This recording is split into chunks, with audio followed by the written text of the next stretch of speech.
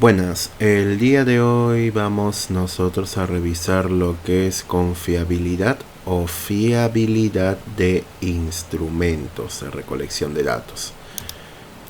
Vamos a ver esto.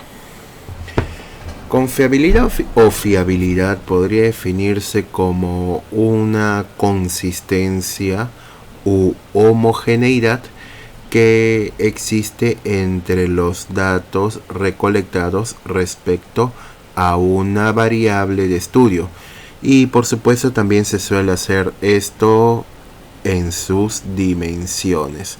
Pero ¿de qué estoy hablando? Vamos a abrir un archivo de Excel para entenderlo un poco mejor. Aquí está. Supongamos nosotros que hemos trabajado con cierta variable. Quiero decir, hemos estudiado cierta variable ABC, una variable que obviamente nos interesa medir. Esta variable ABC yo la deseo medir, y como la deseo medir, he creado un instrumento. Aquí está, un instrumento de recolección de datos. Un instrumento que obviamente va a ser para medir esa variable que tanto me interesa. Un rato, ya. Aquí tengo el instrumento de recolección de datos que yo voy a trabajar. Quiero decir, he hecho un instrumento de recolección de datos en paralelo con una operacionalización de la variable. Ya operacionalicé la variable, he creado el instrumento de recolección de datos, todo en paralelo. Y cuando hice esto, obtuve un instrumento. Vamos a ponerlo bien al medio. Un rato, ya. Al hacer esto, me quedé con un instrumento de recolección de datos que tuvo, vamos a decir, 10 preguntas, ¿ya? O sea, un instrumento que tuvo 10 preguntas o 10 ítems, si deseas llamarle así. 10 preguntas o 10 ítems. Y no solo eso, supongamos que estos ítems fueron desarrollados bajo una escala Likert. ¿Recuerdas lo que era escala Likert, no? Quiero decir, respuestas como totalmente de acuerdo. No, muy largo. Vamos a ponerle muy alto, alto, medio, bajo,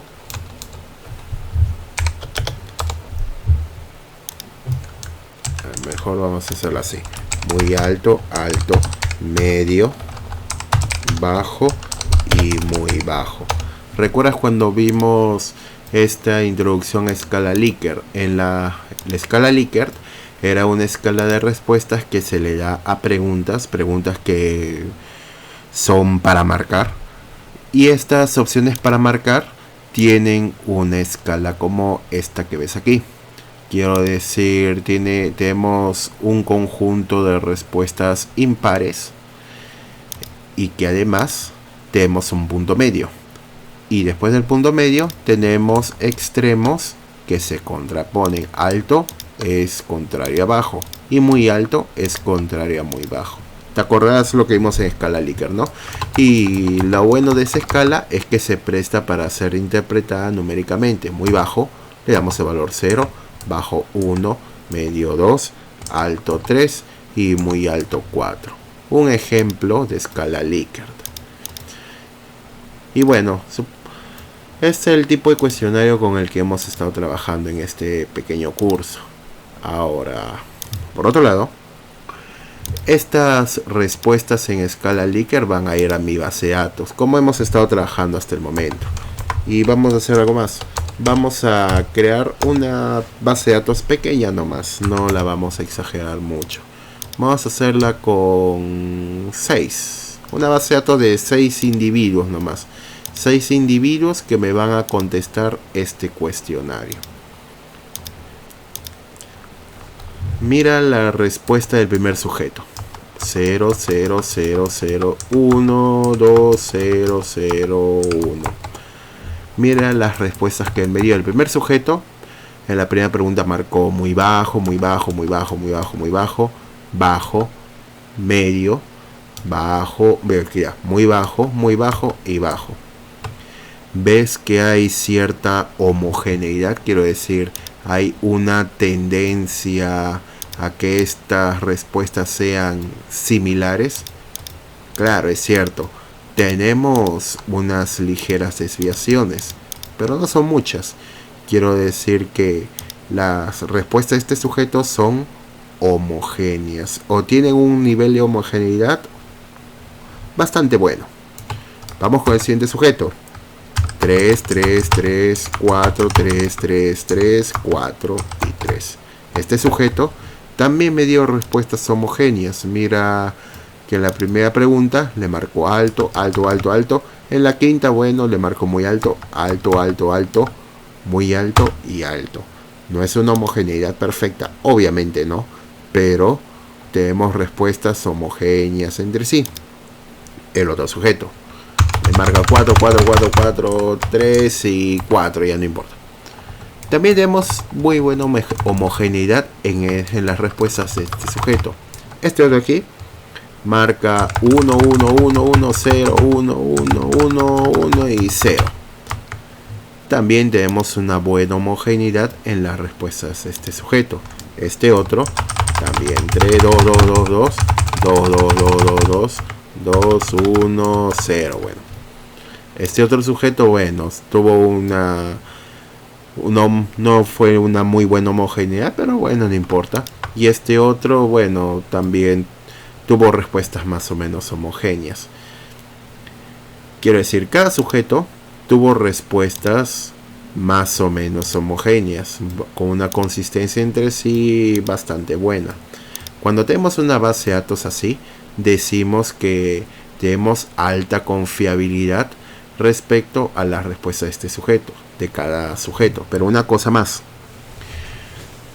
homogeneidad no quiere decir que todos los sujetos contesten igual. Me refiero a que las respuestas de las 6 personas son muy diferentes. Cada uno tiene su tendencia. Este tuvo una tendencia a muy bajo, este ha tenido una tendencia a muy alto. En ese sentido no hay ningún problema. Lo que buscan las pruebas estas de confiabilidad u homogeneidad o fiabilidad es que si hay variaciones, esta es una variación, este es un caso muy diferente a este caso, y este caso es muy diferente a este caso, que es muy diferente a esto. Sí, hay variaciones entre sujetos, pero esas variaciones son, entre comillas, culpa de las personas que han llenado. ¿Por qué? Porque esta persona es distinta a esta persona es distinta a esta otra persona, y esta persona es distinta a esta otra persona. Son personas diferentes y obviamente tienen calificaciones diferentes entre ellas. Pero homogeneidad sí pide que las respuestas de esta persona, de este sujeto, tengan similitud. Igual, pide que las respuestas de esta persona tengan similitud entre sí. Pide que las respuestas de esta persona también tengan similitud u homogeneidad entre sí. Y las pruebas de confiabilidad, o bien fiabilidad, o bien homogeneidad, buscan esto: verificar que haya homogeneidad entre las respuestas de cada persona. Y esto se debe a que estos ítems o estas preguntas son de una sola variable. No tiene sentido, por ejemplo, vamos a borrar unas cuantas respuestas aquí. No tiene mucho sentido a que tengamos esto: 0, 0, 0, 0, 0, 0, 4, 4, 4, 4, 4. No tendría sentido que aquí tengamos 3, 1, 2, 0, 1, 2, 4, 4, 3, 2, 1, 0, 0, 1, 1, 2, 3, 4. Respuestas como estas no tiene mucho sentido. Quiero decir, todo está evaluando a una sola variable. Como estos ítems son componentes de la variable en estudio, de esta variable ABC, no tiene sentido de que los ítems tengan valores tan distintos dentro de las respuestas que nos da una persona. Cuando tenemos demasiada variación, decimos que esta base de datos no es confiable para medir la variable. Así que no te olvides de esto. Homogeneidad busca que estos datos tengan consistencia, porque si hay consistencia podemos decir que estos datos me van a medir de forma confiable la variable que yo pretendo medir, valga la redundancia. Y es lo que nosotros vamos a realizar, que haya homogeneidad, que haya consistencia entre las respuestas que me da cada una de estas personas. Y obviamente para ello tenemos que hacer unas pruebas de homogeneidad. Y de hecho nosotros vamos a tener dos pruebas. Una es la prueba de Q de Richardson, o bien llamada KR20, y la otra prueba es la de alfa de Cronbach. Aquí, listo. Ahora, ¿cuál es la diferencia entre una y otra? Mira la de Q de Richardson. La aplicamos cuando los ítems tienen dos valores posibles. Por ejemplo, ítems que son para sí y no, ítems cuyos valores pueden ser correcto e incorrecto, o ítems que solo pueden tener valores de 0 o 1. Vamos a ver eso en un ejemplo más adelante. Pero también nosotros tenemos otra prueba que es la de alfa de Cronbach, y aplicamos alfa de Cronbach cuando los ítems tienen 3 o más valores posibles, tal como la escala Likert, esta de acá. Vemos que cada ítem tiene, aquí lo tenemos, 5 posibles valores. 5 es mayor que 2 obviamente, así que para probar la confiabilidad de esta pequeña base de datos, nosotros tendríamos que realizar una prueba de alfa de Cronbach. Así que no te olvides, este caso cuando los ítems tienen dos posibles valores, 0 o 1. Y este otro caso cuando los ítems tienen más de 2 valores posibles.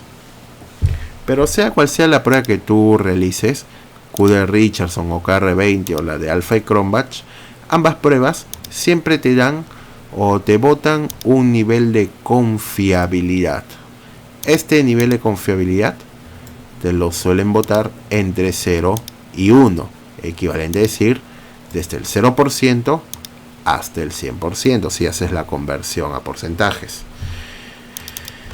De más decirte que no hay confiabilidad perfecta, no vas a tener ninguna confiabilidad del 100% ni una confiabilidad del 0%, aunque es claro, son valores teóricos, pero algo que obviamente nosotros deseamos es que esta confiabilidad se acerque en la mayor medida posible al 100%. Mientras más alta la confiabilidad, mientras más alto este coeficiente, más confiable el instrumento que yo estoy elaborando, la base de datos que he recolectado por aquí. Y ahora la pregunta que te harás es, ¿y desde qué nivel o qué valor de confiabilidad me conviene? Y la respuesta es un gran depende. Quiero decir que no hay un valor de confiabilidad así que sea clave. No hay un porcentaje confiable que podamos decir es el adecuado. Esto en realidad va a depender del criterio de cada investigador, así como las variables que este investigador esté analizando. Pero para este pequeño curso nosotros vamos a jugar con confiabilidades mayores o iguales al 70% o 0,7. Vamos a jugar con esta confiabilidad ya a partir del 70%. Así que vamos a hacer un ejemplo rápido. Puede ser esta base de datos, bueno, esa diapositiva, y vamos a abrir este archivo, este pequeño ejercicio que tenemos aquí. Aquí lo tenemos.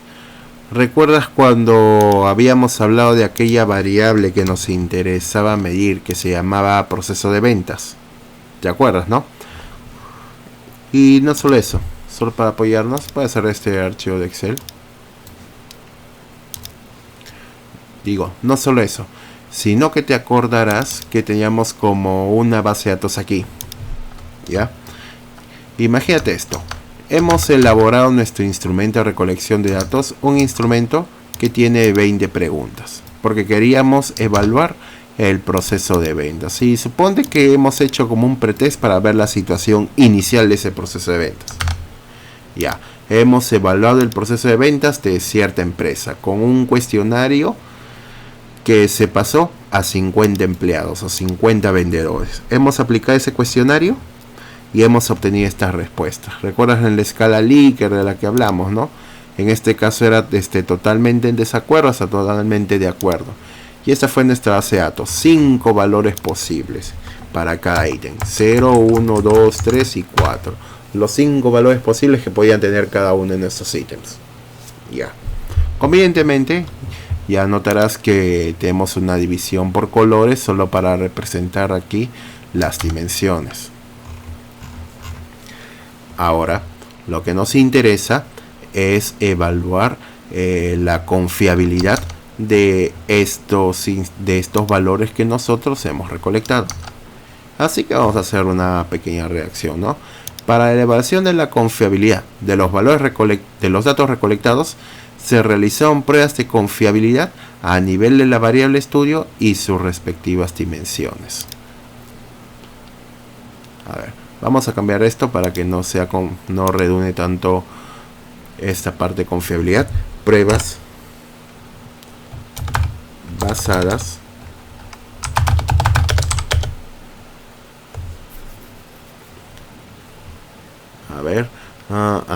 en homogeneidad. Ahí está. Listo. Se realizaron pruebas basadas en homogeneidad a nivel de la variable de estudio y sus respectivas dimensiones. Punto seguido. Debido a que los ítems de nuestro instrumento contaron con valores posibles definidos en una escala Likert de más de 2 valores, estos valores de aquí, obviamente vamos a necesitar la prueba alfa de Cronbach, considerando un nivel de confiabilidad mínimo del 70%, que es igual a decir 0,70, para la aceptación de los datos recolectados. Los resultados fueron los siguientes. Aquí está la variable y aquí están nuestras 3 dimensiones. Aquí ya adelanté los resultados de datos confiables, pero vamos a calcular los coeficientes. Y para ello vamos a abrir nuestro archivo de SPSS.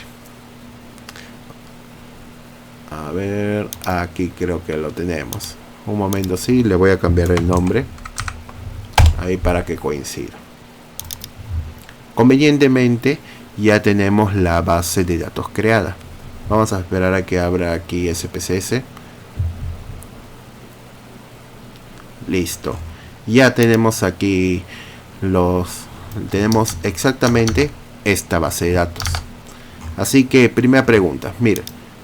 Antes mira, desde la pregunta 1 hasta la pregunta 20. La misma base de datos que nosotros quizá trabajamos ahí en nuestro ejercicio de estadística descriptiva. Aquí están las 20 preguntas para los 50 sujetos que nosotros hemos abordado. Primera pregunta que te hago. Necesitaríamos calcular la variable estudio. Quiero decir, voy a la vista de variables. Para esta prueba de alfa de Cronbach, esta prueba de confiabilidad, necesitaremos calcular la variable y las dimensiones. Necesitaríamos calcularlas.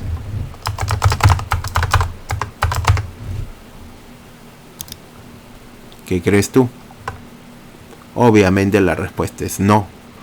Nosotros no necesitamos calcular ni la variable ni las dimensiones, porque la prueba de confiabilidad que vamos a hacer se va a basar en los ítems, en estas preguntas. No necesitamos a la variable, lo que sí necesitamos es reconocer los ítems que la componen. No necesitamos calcular la dimensión 1, ni la 2, ni la 3. Lo que sí necesitamos es reconocer qué ítems les pertenecen a esas dimensiones. No te olvides de eso. ¿Ello qué quiere decir?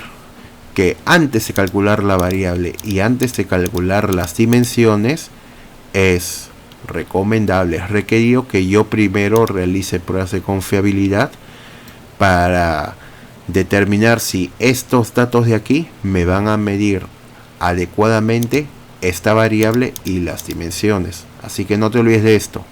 Antes de calcular la variable y las dimensiones, haz pruebas de confiabilidad. Una vez que las pruebas de confiabilidad demuestran que puedes medir adecuadamente las variables y las dimensiones, recién los calculas. Pero bueno, vamos a hacer esto. ¿Cómo hago la prueba de confiabilidad o fiabilidad? Analizar,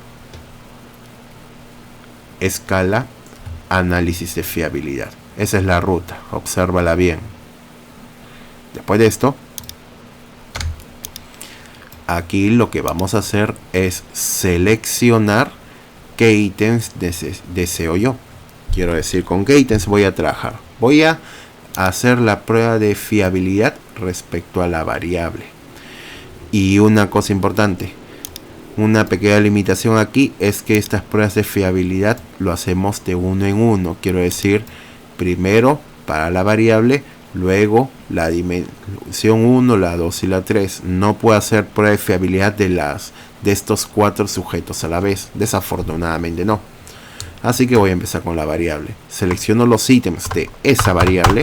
Aquí está desde la pregunta 1 hasta la 20. Y lo mando aquí a la derecha. ¿Qué más hago? Reviso que aquí modelo esté seleccionado alfa. Por defecto lo está. Solo verificamos. Y nada más. Clic en aceptar. Esperamos un rato. Vamos a quitar ese texto que no nos sirve.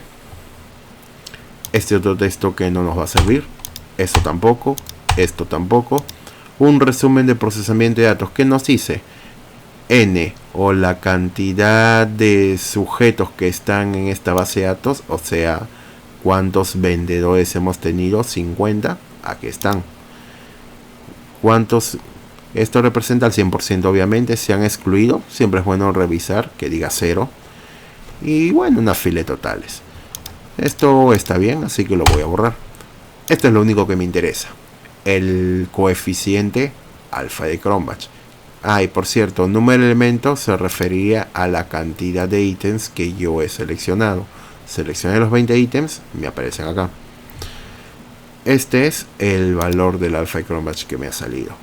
Y si quiero ver todos los decimales, solo hago doble clic. Ahí está. Este es el coeficiente, bueno, con más decimales. Así que copio el coeficiente y lo pego acá. Nada más haces eso.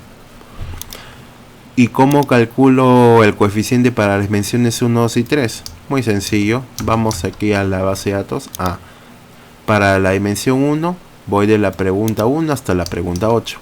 Así que vamos aquí a nuestra base de datos, analizar, escala, fiabilidad. Y voy a quitar todos los ítems menos desde el 1 al 8. Aquí está. De la pregunta 1 a la pregunta 8. Acepto. Y ya me sale el siguiente. Solo para no confundirme, voy a dejar este texto. Porque este texto me dice con que he jugado 1, 2, 3 hasta la 8. Esto lo quito. Por si acaso me fijo. Sí, 50, el 100% está bien. Lo quito. Y aquí está fiabilidad desde el 1 hasta el 8. Y la pregunta, la dimensión 2 de la 9 a la 15. Ya pues, analizar, escala, fiabilidad. Quito esto de aquí. Y me voy desde la 9 hasta la 15. Ahí están todas. Alfa y aceptar. Voy a quitar este texto. Este voy a dejar porque me dice desde la 9 hasta la 15. Una ayuda visual. Por si acaso válido 50, el 100%. Estamos bien. Eliminamos y nos quedamos con este valor. Y la dimensión 3. Que obviamente va desde la pregunta 16 hasta la 20. Analizar, escala, fiabilidad. Un rato, vamos a quitar todo esto. Y desde la 16 hasta la 20. Solo eso. Alfa, siempre que esté seleccionado, aceptamos. Este texto lo voy a conservar para que me ayude nada más casos válidos de 50, 100% está bien. Elimino y aquí tengo todo. Vamos a copiar la fiabilidad de la primera dimensión. Control C, perdón, Control V. Segunda dimensión, de la 9 hasta la 15. Copio, Control C, Control V. Y la tercer caso, Control C, Control V chica. Y listo. Coeficiente calculado, aquí está. Entre paréntesis, solo para que se vea mejor, voy a ponerlo en porcentaje. 98, bueno, pues con todo, ya no importa. Ahí está. Porcentaje. Y aquí igualito. 96,3469%. Este es un poco tedioso, pero no importa. 96,7191%. Y el último caso, 96,4768%. Es más decirte que todos estos casos han sido superiores al mínimo que habíamos establecido y por lo tanto decimos que estos datos me van a permitir medir adecuadamente tanto esta variable como sus tres dimensiones. Una pequeña reacción. Como se aprecia en la tabla 1, los coeficientes de confiabilidad calculados para la variable de estudio y sus respectivas dimensiones han sido superiores al mínimo establecido, que fue 0,70. Por tanto, fue posible afirmar que los datos recolectados fueron confiables para realizar las mediciones deseadas. Y listo, no haces nada más. Esto es todo lo que tienes que hacer cuando quieres realizar una prueba de confiabilidad basada en el cálculo del coeficiente alfa de Cronbach. Y con esta tabla, tú recién puedes pasar a realizar tu análisis descriptivo o medir tus variables y tus dimensiones con total seguridad de que esa medición va a ser confiable. Y listo, eso es todo respecto a alfa de Cronbach. Ya, por otro lado, ¿qué pasaría con KR20? Vamos a abrir este archivo. Aquí está, solo para tener un ejemplo. Suponte que nosotros estamos en una investigación en la cual queremos conocer, o mejor dicho, evaluar el nivel de conocimiento sobre alimentación saludable. Quiero decir, vamos a tener una variable a la que vamos a llamar conocimiento sobre alimentación saludable. Vamos a evaluar qué tanto estos estudiantes de secundaria conocen sobre lo que es alimentación saludable. Y como vamos a evaluar un conocimiento, vamos nosotros a hacer una práctica calificada. Una práctica calificada que va a tener 20 preguntas o 20 ítems. Y obviamente, como son 20 preguntas, cada pregunta va a valer un punto.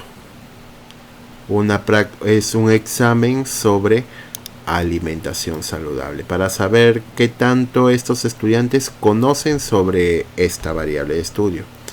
Así que decidimos hacer una práctica calificada de 20 preguntas. Cada una de las preguntas solo tiene dos valores posibles, correcto o incorrecto. En caso que esté bien contestada, le damos un punto. En caso que esté mal contestada, le damos 0 puntos. Ello quiere decir que yo generé una base de datos. Vamos a abrirlo aquí.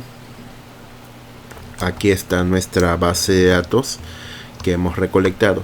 Mira aquí, están las 20 preguntas. Estas 20 preguntas, cada una de ellas o vale 0 o vale un punto, dependiendo de que el estudiante me haya contestado de forma correcta o incorrecta cada una de las preguntas. Y también mira que, bueno, solo tuve 15 estudiantes. 15 alumnos participaron en esta práctica calificada. Así que me hice esta base de datos. y te darás cuenta que tenemos regiones coloreadas. Y están coloreadas porque, obviamente, tenemos dimensiones. Y esas dimensiones, cada una tiene su rango de ítems o rango de preguntas. Hasta ahí debes más o menos tener en claro qué es lo que tengo aquí, ¿no? Base de datos de 20 preguntas aplicada a 15 estudiantes. Cada una de estas preguntas solo dos valores posibles, 1 o 0. Nada más, solo dos valores posibles por cada uno de estos ítems. Así que bueno, como solo tenemos dos valores posibles, vamos a tener que aplicar la prueba de KR20, ya no la prueba de alfa de Cronbach. ¿Y cómo haríamos eso en SPSS?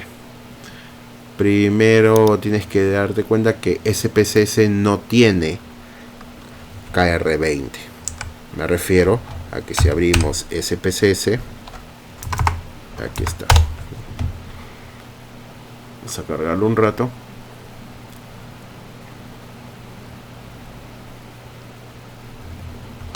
Listo, aquí está. Vamos a copiar estas preguntas de aquí. Una vez más. Aquí. Hacemos un copiar. Vamos a un pegar con nombres de variable. Aquí lo tenemos. Vamos a darle 0 decimales a cada una de esas preguntas. Ya está. Ahí está. 0 y 1. Bueno, la 3 se me pasó. Ahora sí. Aquí están. Puro 0 y 1. Me voy a analizar. Escala, fiabilidad. Mando todas las preguntas porque voy a hacer una confiabilidad primero respecto a la variable. Veo modelo y no tengo KR20. No tengo ni KR20 ni QR Richardson. No puedo hacer pruebas aquí en SPSS y es una pequeña limitación.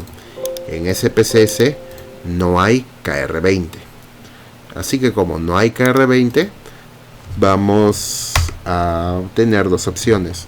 Primera opción, hacerlo de forma manual. Quiero decir, voy a abrir este instrumento de aquí. Y aquí tengo una primera base de datos. Vamos a hacer un copiar y pegar solo para asegurarme de que sean los datos respectivos. Mira, lo copio y lo pego aquí. Ya tenemos la base de datos. Quiere decir, este es un instrumento que me permite hallar el coeficiente de KR20, que lo ves aquí. Me permite calcular este coeficiente de forma rápida, pero obviamente es una hoja de Excel. ¿Y cómo haría esto? Vamos a revisar más o menos cómo se hace la fórmula. Mira aquí este pequeño Excel. N entre N menos 1. Te preguntarás qué significa esta N minúscula. Esta N minúscula significa la cantidad de ítems. Desde el ítem 1 hasta el ítem número 20. 20 entre 19. Y aquí lo verás aquí. Número de ítems 20. Número de ítems menos 1, 19. Esta división. Y esto lo multiplicas por. Y mira lo que estamos aquí. Lo que tenemos aquí. El primer sujeto me dio todas estas respuestas. ¿Cuántos sumaron estas respuestas? 20. Segundo sujeto me dio estas respuestas. ¿Cuántos suma en total? 20. El sujeto número 15, sumamos todo y 7. Tan simple como eso. Una sumatoria de las respuestas de cada uno de estos sujetos. Después de esto, nosotros tenemos que calcular la varianza de este conjunto de datos. Aquí lo ves, la varianza de este conjunto de sumas. Aquí está, tenemos la varianza. Vamos a continuar. Y te preguntabas qué significa esta división.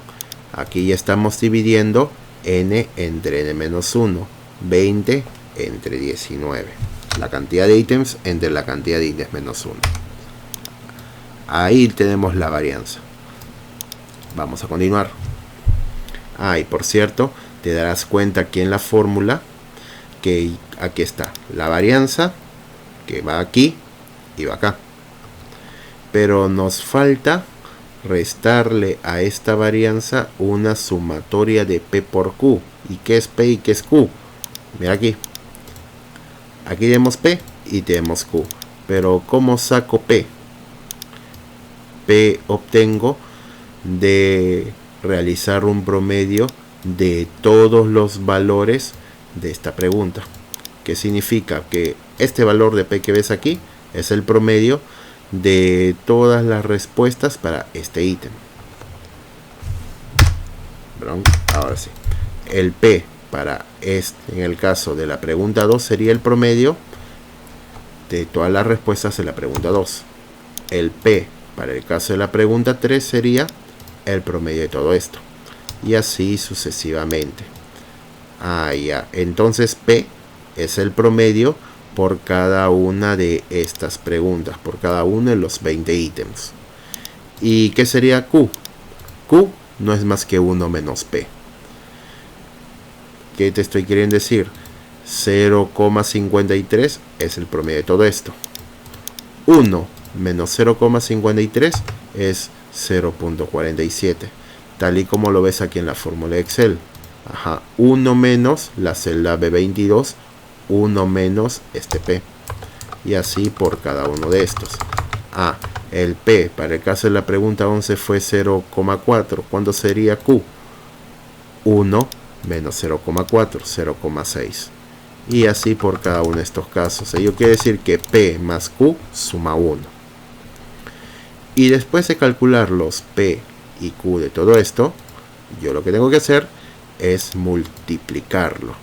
P por Q, aquí está. P por Q para el ítem 2, aquí lo tenemos. P por Q para la pregunta 3, aquí lo tenemos. Y así sucesivamente. Estamos multiplicando P por Q para cada una de estas preguntas. Y como ya hemos hecho la multiplicación, lo siguiente que tenemos que hacer es sumar todo esto. Por eso aquí tienes un valor que se llama sumatoria de P por Q. ¿Qué es lo que he hecho? He sumado todos estos productos que ves aquí. Aquí están sumados. Y bueno, aquí como verás, ¿no? Varianza de la suma menos la sumatoria de P por Q. ¿Qué significa esto de este valor? ¿O a qué corresponde? Aquí lo tenemos. Aquí tenemos este primer numerador que ves aquí y está calculado acá. Aquí necesitamos la varianza.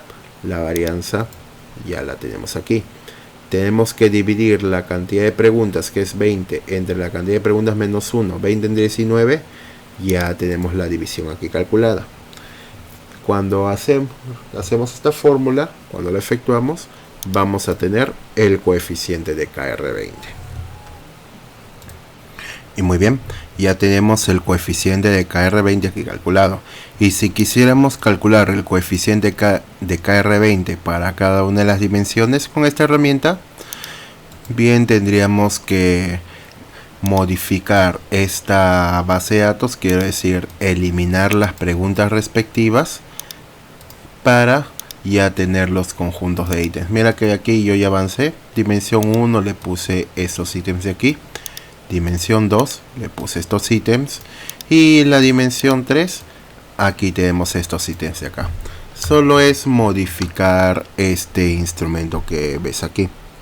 Sin embargo, este archivo de Excel solo te lo presento aquí para que entiendas cómo se calcula el coeficiente de KR20, porque te voy a mostrar una herramienta un poco más rápida de aplicar. Voy a cerrar este archivo, lo voy a tener aquí al costado nomás, y vamos a abrir este documento aquí que se llama herramienta de confiabilidad múltiple. Ya estarás dándote cuenta que esta herramienta me sirve para hallar varias confiabilidades, no solo KR20, sino también la de alfa de Cronbach. Vamos a abrirla aquí. Aquí es mucho más fácil de aplicar. Mira, la voy a extender. Te estarás dando cuenta primero que esta herramienta está optimizada para aceptar hasta 1000 sujetos. Puedes tener hasta una muestra de hasta 1000 personas.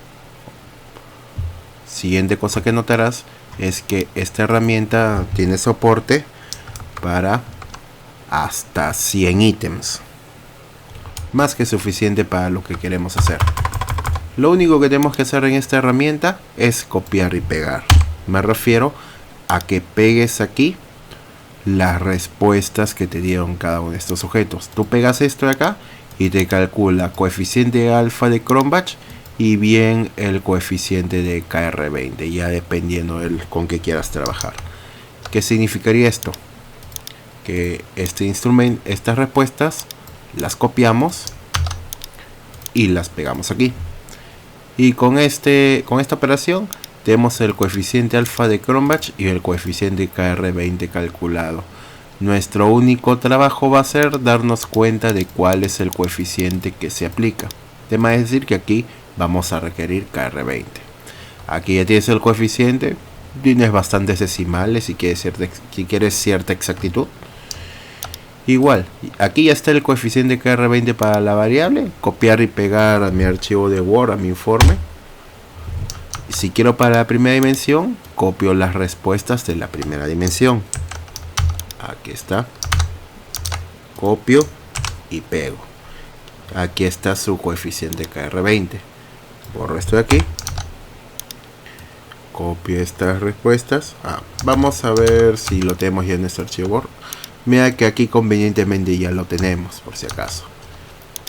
Vamos a este aquí. Quiero confiabilidad para la dimensión 2. Copio las respuestas de la dimensión 2 y las pego aquí. Y nada más. Copio y pego KR20. Quiero la confiabilidad para la tercera dimensión. No hay problema. Copio las respuestas y las pego acá. Y nada más. Es todo lo que tenemos que hacer en esta herramienta. ¿Ya? Así que no te olvides de esto. Si quieres trabajar a calcular este coeficiente KR20, simplemente usa esta herramienta. ¿Quieres calcular alfa de Cronbach de un modo más rápido que SPSS? También puedes usar esta herramienta. Copias y pegas las respuestas, nada más. Así que vamos a nuestro archivo de Word que tenemos aquí. Vamos a este apartado de confiabilidad. ¿Qué dice aquí? Los datos recolectados fueron evaluados bajo una prueba de consistencia interna, de modo que los ítems indiquen valores homogéneos respecto a la variable estudio y sus respectivas dimensiones. Debido a que los ítems ofrecieron dos únicos valores posibles, o sea 0 y 1, se realizó la prueba de confiabilidad KR20, considerando un coeficiente de confiabilidad mínimo de 0,70, equivalente a decir el 70%. Los valores obtenidos fueron los siguientes. Aquí está mi tabla, la variable, sus tres dimensiones y los coeficientes de confiabilidad calculados. Obviamente ya los tenemos copiados y pegados aquí, así como convertidos a porcentajes. Solo hemos agregado una columna para hacer una pequeña comparación numérica, ¿no? Mayor que 70%, mayor que 70%, 0,70. Obviamente sí, así que todos los casos fueron confiables. Entonces, de acuerdo con la tabla 2, el valor de los coeficientes calculados para el caso de la variable de estudio, que fue, aquí está el coeficiente, la dimensión 1, aquí está la dimensión 2, aquí está, y la dimensión 3 han sido mayores al mínimo establecido, que fue 0,70, por lo que se aceptó la confiabilidad de los datos recolectados, tanto para la medición de la variable de estudio como sus respectivas dimensiones.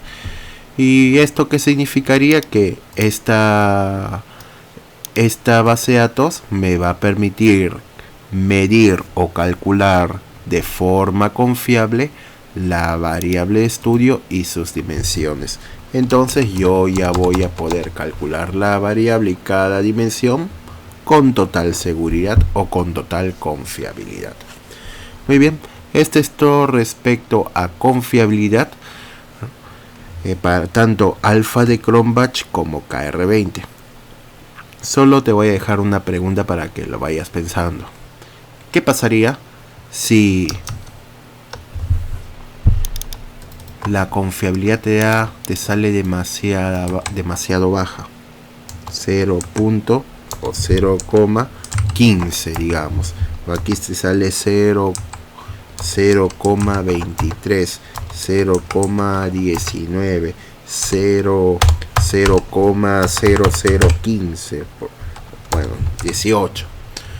Te preguntarás, ¿qué significaría esto? Primero, significa que obviamente los datos no son confiables. ¿Qué más significaría? Obviamente significaría que esta base de datos no te va a servir. No te va a servir para calcular la variable. ¿Y qué tendrías que hacer? Dos cosas posibles. Quizá buscarte otra muestra, otros sujetos que quizá llenen con mayor seriedad, que desarrollen con mayor seriedad ese examen o ese cuestionario que tú les pasaste. O bien te significaría que tengas que hacer nuevamente tu instrumento de recolección de datos. Quiero decir que tendrías que formular otra práctica calificada, otro examen, otro cuestionario, dependiendo del instrumento que has creado. Muy bien, eso sería todo. Entonces lo dejo aquí. No te olvides que cualquier duda siempre me la puedes hacer por WhatsApp. Y bueno, eso sería todo. Muchas gracias.